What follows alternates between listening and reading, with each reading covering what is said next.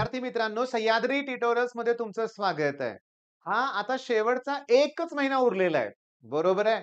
घाबरायची गरजच नाहीये. जर आपल्याकडे असेल प्लॅन, तर सगळ्या गोष्टी या सक्सेसफुल होतात हे लक्षात घ्या.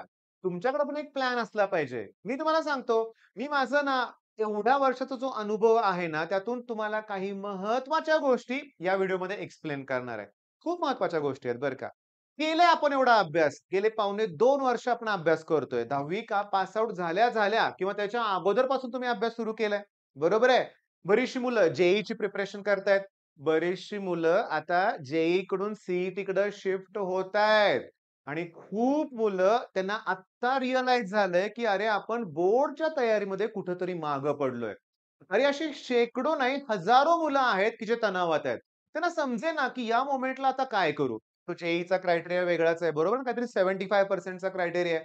प्लस आपल्या बोर्डच्या एक्झाममध्ये आपल्याला सी-ई-टीसाठी सुद्धा एक ठराविक क्रायटेरिया आहे बरं का. ग्रुपिंग क्रायटेरिया तुम्हाला माहीत असेलच, की कमीत कमी साधारण 45% चा क्रायटेरिया आहे, बरोबर आहे?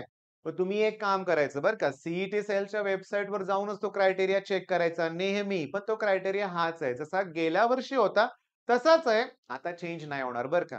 ठीक आहे. म्हणजे आपल्याकडे एक स्टडी प्लॅन पाहिजे, जो मी तुम्हाला सांगणार आहे. पण माझा पहिला प्रश्न असा आहे, पहिला प्रश्न स्क्रीनकडे बघा, की तुम्हाला तुमचे जेवढे सब्जेक्ट आहेत, कुठले आहेत? इंग्लिश आहे, फिजिक्स आहे, केमिस्ट्री आहे, मॅथ्स आहे, काहींना सीएस असेल, काहींचं आय-टी आणि जिओग्राफी असा ग्रुप असेल, बरोबर आहे की नाही? सगळ्यात महत्त्वाचा सब्जेक्ट कोणता? हे तुम्ही मला सांगा. कोणता वाटतो तुम्हाला सब्जेक्ट? व्हिडिओ सुरू करायच्या अगोदर स्टुडिओमध्ये बसलेल्या मुलांना विचारलं, ते म्हणले, "सर मॅथ्स." कारण मॅथ्स स्कोरिंग सब्जेक्ट आहे. मॅथ्स सी-ई-टीला पण 100 मार्काला आहे. मॅथ्सवर पर्सेंटाइल डिपेंड करते. बरोबर आहे, सगळं ठीक आहे. पण मी आता बोलतोय ते नीट लक्ष द्या. सगळ्यात इम्पोर्टंट जो आहे, तो आहे फिजिक्स. हां, आता हे माझ्या अनुभवातून आहे बरं का. रिझन सांगू का? फिजिक्सचा पेपर पहिला असतो लक्षात घ्या, बोर्डच्या एक्झाममध्ये. इंग्लिशचा असतो मला माहिती आहे रे. इंग्लिश नंतर फिजिक्सच आहे ना? बरोबर आहे. तो पेपर एवढा अवघड जातो मुलांना, जर प्रॉपर प्लॅननुसार अभ्यास केला नसेल तर. प्लॅन कसा आहे तुम्ही या व्हिडिओत सांगणारच आहे बरं का. व्हिडिओ शेवटपर्यंत बघा. मग काय होतं माहिती का, की पहिला पेपर अवघड जातो फिजिक्सचा. मग त्यानंतर लगेचच केमिस्ट्री. फिजिक्सचा एवढा तणाव असतो ना मनामध्ये, की तो पेपर अवघड गेलाय हे तुमचं मन लगेच विसरायला तयार होत नाही. ते सारखे मनात तेच विचार येतात. आता तुम्हाला सांगतो, मग त्याचा परिणाम काय होतो? त्याचा परिणाम केमिस्ट्रीच्या पेपरवर होतो. त्याचा परिणाम पुन्हा मॅथ्सच्या पेपरवर होतो आणि सगळी मानसिकता चेंज होऊन जाते. मग माझ्या प्रश्नाचं उत्तर आहे, की हा सगळ्यात महत्त्वाचा सब्जेक्ट फिजिक्स आहे. सगळ्या विषयांचा अभ्यास करायचा आहे, पण सगळ्यात महत्त्वाचा मला वाटतो कुठला? फिजिक्स लक्षात घ्या. ओके. मग हा पॉइंट क्लिअर झाला, की पहिला पेपर हा सोपा गेला पाहिजे. मग तुमचा कॉन्फिडन्स हायर लेव्हलला जातो आणि बाकीचे पण पेपर तुम्हाला सोपे जातात. याचा अर्थ अभ्यास न करता पेपर सोपे जाणार नाहीयेत लक्षात घ्या. कष्ट घ्यावेच लागणार आहेत. आता 100% पोर्शन. आता फिजिक्समध्ये 16 टॉपिक आहेत. बऱ्याच मुलांचा सेमीकंडक्टर होतच नाही. पण त्यात लॉजिक गेट्स आहेत, ट्रान्सफॉर्मर आहे, ट्रान्झिस्टर आहे, ट्रान्झिस्टर ॲज अन एम्प्लिफायर आहे, alpha, beta, current gain, voltage gain ते प्रश्न आहेत. तुम्हाला सांगतो हे सोपे प्रश्न आहेत. तुम्ही काय करा एम-सी-क्यूजमध्ये, व्ही-एस-ए व्हेरी शॉर्ट आन्सर क्वेशन्समध्ये सेमीकंडक्टरवर जे प्रश्न आहेत ते करा ना. हां, टॉपिक टफ आहे. आता सेमीकंडक्टरच नाही रे, काही जण वेव्ह ऑप्टिक्स सुद्धा ऑप्शनला ठेवतात. मग माझं काय म्हणणं आहे बघा, की 100% पोर्शन माझा झालाच नाहीये. 16 पैकी 3 टॉपिक मी केलेलेच नाहीयेत. मग आता मला पेपर अवघड जाईल, काय होईल? हा तणाव घेऊ नका. मी बऱ्याच वेळा एक्सप्लेन केलंय. 16 पैकी 8 टॉपिक जरी करून गेला तरी पेपर सोपा जाईल. पण ही माझी स्ट्रॅटेजी नाहीये. तो माझा स्टडी प्लॅन नाहीये. मी एक्सप्लेन करणारच आहे. पण महत्वाचं काय, की या गोष्टीचा तणाव प्लीज घेऊ नका रे बाळांनो. एखाद दुसरा टॉपिक राहिला तर राहू दे. त्याचा वाऊ करू नका लक्षात घ्या. जे झालेत तुमचे ते परफेक्ट करण्यावर भर दिला पाहिजे. ओके. बरं आता मी तुम्हाला सांगतो स्टडी प्लॅन. चला. आता तुम्ही माझ्या ऑफलाईन क्लासचे स्टुडंट आहेत असं समजून मी तुम्हाला शिकवणार आहे बरं का आता लक्षात घ्या. बरं मग आम्ही काय केलं? मी तुम्हाला सांगतो, की ह्या फिजिक्ससाठी म्हणूया आपण. या फिजिक्ससाठी मी 5 डेज प्लॅन तयार केलेला आहे. ज्याच्यावर डिटेलमध्ये YouTubeवर सुद्धा व्हिडिओ येणार उद्यापासूनच. मग त्या प्लॅनमध्ये नक्की काय आहे मी तुम्हाला सांगतो. पहिली गोष्ट माझ्याकडे सगळ्या पी-वाय-क्यूज अवेलेबल आहेत. ॲक्चुअली ना सांगू का, की तुम्ही कुठलंही पुस्तक वापरा, की ज्यात मला पी-वाय-क्यूज एकत्र पाहिजेत. मग ते कोणत्याही पब्लिकेशनचं असू दे. तुम्ही कुठलंही ॲप्लिकेशन वापरा, की ज्यात बोर्डचे पेपर मला पाहिजेत. पण बोर्डचे पेपरचा तुम्हाला काय इश्यू माहिती का? बऱ्याच मुलांना अभ्यास केलेला नाहीये ना, तर कुठल्या टॉपिक मधला प्रश्न आहे तेच कळत नाही. मग जर तुम्हाला अशा नोट्स मिळत असतील, की ज्यात पी-वाय-क्यू सॉल्व्ह करून दिल्यात, तर मग काय म्हणूया सोन्याहून पिवळे म्हणतो ना, तसंच म्हणूया आपण. मग तुमच्याकडं ते पाहिजे, नाही तर मी उद्यापासून देणार आहे. मग आम्ही काय केलंय ऑफलाईनमध्ये पहिल्या दिवशी आम्ही फक्त डेफिनिशन्स घेतल्यात. ते पण किती आहेत? 60 प्लस आहेत. आता कुठल्या-कुठल्या डेफिनिशन्स आहेत सांगू का? मोमेंट ऑफ इनर्शियाची डेफिनिशन आहे. खूप आहेत बरं का. Self inductance, mutual inductance, inductive reactance, capacitive reactance, त्याच्यानंतर impedance, magnetization, magnetic field intensity, susceptibility, thermal equilibrium, mechanical chemical equilibrium, isothermal process, adiabatic process, isochoric process, intensive property, extensive property. अजून आहेत 60 definition आहेत. मी आता 10-20 सांगितले असतील म्हणूया आपण. मग कोणत्या डेफिनिशन्स आहेत? मी तुम्हाला सांगू का? ओव्हरटोन, हार्मोनिक्स ह्या पण डेफिनिशन्स आहेत लक्षात घ्या. मी तुम्हाला सांगतो transformer. What is transformer? What is voltage regulation? What is logic gate? What is एल पोलार, नॉन पोलार डायइलेक्ट्रिक या 60 डेफिनेशन पहिल्या दिवशी करायचे आपण. उद्या मी घेणार आहे. लेक्चर कदाचित खूप मोठं होईल. का? मला तुम्हाला शिकवायचं आहे रे, की डेफिनेशन थोड्याशा वेगळ्या मेथडनं करायचे रे. पाठ करू नका रे. मी तुम्हाला सांगतो आमचा प्लॅन कसा आहे. डेफिनेशनवर बेस्ड फॉर्म्युला असेल, तर तो इमिडिएटली तयार करा किंवा फॉर्म्युल्यावरूनच डेफिनेशन तयार करा. Okay. Algebraic sum of product of moment of इनर्शियाची डेफिनेशन सांगणार आहे. Product of mass of each element and square of its distance from axis of rotation. झालं की फॉर्म्युला तयार. मग फॉर्म्युला म्हणलं, की त्याच्यावरून तुम्हाला युनिट आलं पाहिजे. मासचं युनिट किलोग्रॅम, ह्याचं युनिट मीटर स्क्वेअर. युनिट आलं, की डायमेन्शन्स आले पाहिजेत. युनिट नंतर काय आलं पाहिजेत? डायमेन्शन्स. आणि हे सगळं झाल्यानंतर न्यूमेरिकल, तेही पुस्तकातलं सॉल्व्ड न्यूमेरिकल फक्त मला पाहिजे. म्हणजे 60 डेफिनेशनला 1 दिवस का लागणार आहे ते कळालं का? कारण या मेथडनं जायचंय तुम्हाला. बरं एवढं केल्यावर आम्हाला काय मिळेल? तर तुम्हाला सांगतो, या 60 डेफिनेशन्स करा. उद्याचं माझं लेक्चर बघितल्यानंतर आणि कुठलाही बोर्डचा पेपर काढा. तुम्हाला 10 टू 15 मार्क्स तुम्ही अटेम्प्ट करू शकता विथआऊट न्यूमेरिकल. विथआऊट न्यूमेरिकल बोलतोय बरं का लक्षात घ्या. न्यूमेरिकल धरलं नाहीये, त्यात काउंट केलंच नाही मी. तर एवढ्या मार्काचा अटेम्प्ट होईल. मग पहिल्यांदा डेफिनेशन झालं. नंतर मी काय स्ट्रॅटेजीमध्ये माझ्या आहेत लॉज. लॉज जवळ-जवळ 25 टू 30 आहेत. कुठले आहेत? वेन्स डिस्प्लेसमेंट लॉ आहे. त्याच्यानंतर पास्कल्स लॉ आहे. त्याच्यानंतर स्टोक्स लॉ आहे. न्यूटन्स लॉ ऑफ विस्कॉसिटी आहे. Law of conservation of angular momentum. Stefan Boltzmann law आहे. क्रिचॉफ्स लॉ ऑफ रेडिएशन आहे. Faraday's first law, Faraday's second law, Lenz law आहे. 25-30 आहेत. एवढेच आठवतात फक्त. अजून कोणते-कोणते आहेत सांगतो. Law of length, law of mean linear density, law of tension स्ट्रिंगमध्ये. मग सिंपल पेंडुलममध्ये लॉ ऑफ लेंग्थ आहे, law of acceleration due to gravity आहे. इथं 5 लॉ झाले लक्षात घ्या. अजून कोणते लॉ आहेत? क्युरीज लॉ आहे. ओके. आणखीन तुम्हाला सांगतो भरपूर आहेत. मग डेफिनिशनमध्ये क्युरीजवरनं आठवलं गायरोमॅग्नेटिक रेशोची डेफिनिशन पण आहे. मॅग्नेटायझेशनची पण डेफिनिशन आहे.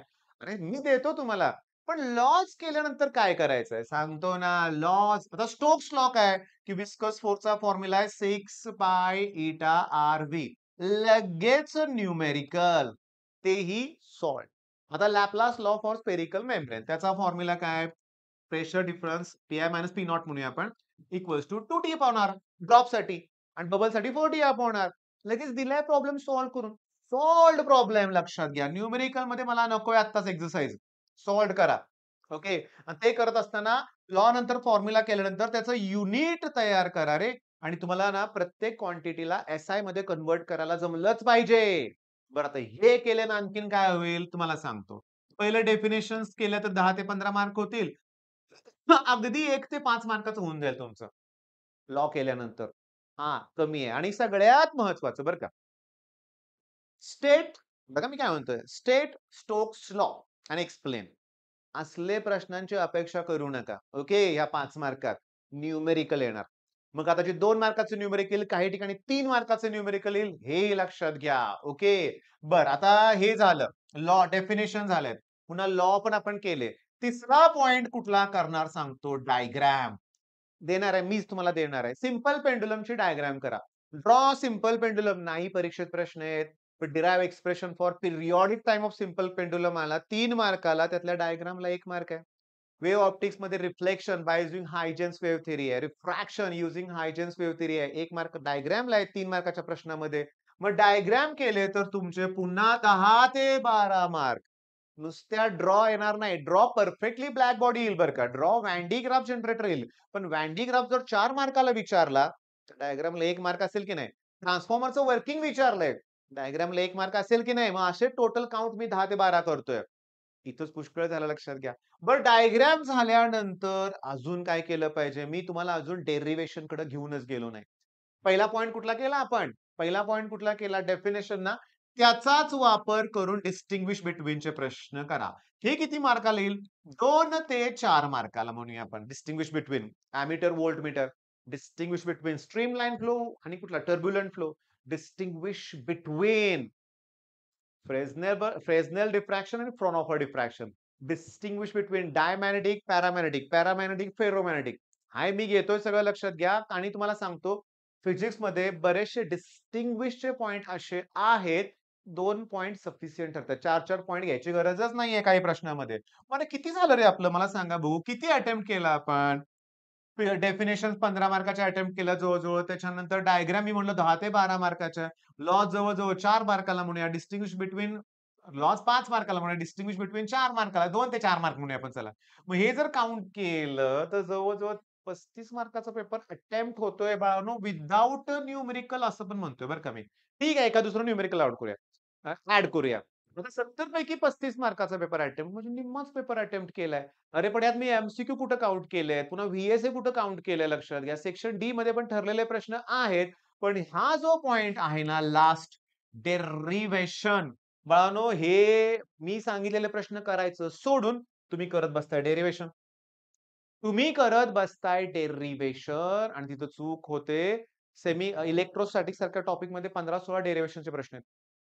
ओके, टॉपिक आहे किती मार्काला? न्यूमेरिकल आलं तर डेरिव्हेशन्स येणार आहेत का?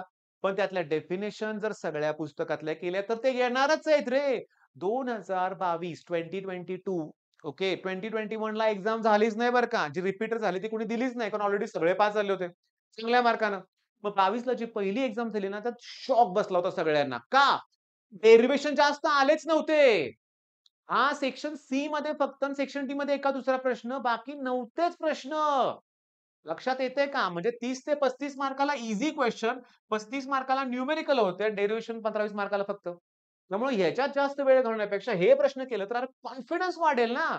तुम्हाला 70 पैकी तुम्ही मला जर 25 मार्क पाडून दिले, मिनिमम बोलतोय मी 25 पडलेत. कॉलेज तुम्हाला 30 देतेच रे. मग हे 55 स्कोर आहे ना 100 पैकी तुम्हाला वाटेल किती कमी. अरे पण एवढा पण होत नाही मुलांचा. तुम्ही सीनियर्सना विचारा. जास्ती बघा, सगळ्यांचाच कमी स्कोर नसतो. फिजिक्समध्ये पैकीच्या पैकी मार्क पाडणारी मुलं पण आहेत, पण ती मुलं वेगळी आहेत. आपण नॉर्मली सगळ्यांचा विचार केला कॉमनली मुलांचा, तर एवढा स्कोर सुद्धा मुलांचा होत नाही. अरे ग्रुपिंग क्रायटेरिया क्लिअर होत नाही याचा अर्थ कळाला असेल की तुम्हाला. अरे जो मुलगा फिजिक्समध्ये 55 पाडतोय, मॅथ्समध्ये 35 पाडतोय समजा, केमिस्ट्रीमध्ये 35 पाडतोय. तेवढे 35-35 जर पकडू नका. थोडे जास्त पडणारच आहेत ना. तरी ग्रुपिंग क्रायटेरियाच्या आसपास नाही पुढे जाईल लक्षात घ्या. एवढ्या कमीने नाही मी पकडत लक्षात घ्या. पण मुद्दा असा आहे, की तुम्ही कॉन्फिडन्स असं ठेवायचं आहे, की मी सगळा पेपर नाही अटेम्प्ट केला फिजिक्सचा. पण 45-50 मार्काचं मी लिहून आलोय ना, म्हणजे मी टॉपर आहे. सिरियसली हां. बरं हा ॲटिट्यूड तुम्हाला पुढे घेऊन जायला मदत करणार आहे. बरं आता फिजिक्स मी तुम्हाला बोलून सांगितलंय. एक्झाम टाईम टेबलबद्दल थोडंसं बोलूया. आणि आपण केमिस्ट्रीसाठी आणि मॅथ्ससाठी सेपरेट प्लॅन तयार करूया बरं का. या व्हिडिओत एकटा नको. या व्हिडिओत फक्त फिजिक्स आणि नेक्स्ट केमिस्ट्री आपण मग एक काम करूया का? पुढचे 4 दिवस, 5 दिवस आपल्या चॅनलवर फक्त फिजिक्स घेऊया. हे मी नोट डाउन करून ठेवतोय. फक्त काय सांगा फिजिक्स. शेवटी तुम्हाला उद्या मला व्हिडिओ लेक्चर डेफिनिशनचं द्यायचंच आहे. ओके. टाईम टेबलमध्ये पहिला इंग्लिश 5 दिवस सुट्टी, फिजिक्स 2 दिवस सुट्टी, नशिबानं 2 दिवस सुट्टी, केमिस्ट्री 1 दिवस सुट्टी आणि मॅथ्स आहे आणि मॅथ्स नंतर ते प्रत्येकाचं टाईम टेबल वेगळं असणार आहे. आता महत्वाचं काय इथं गडबड होते.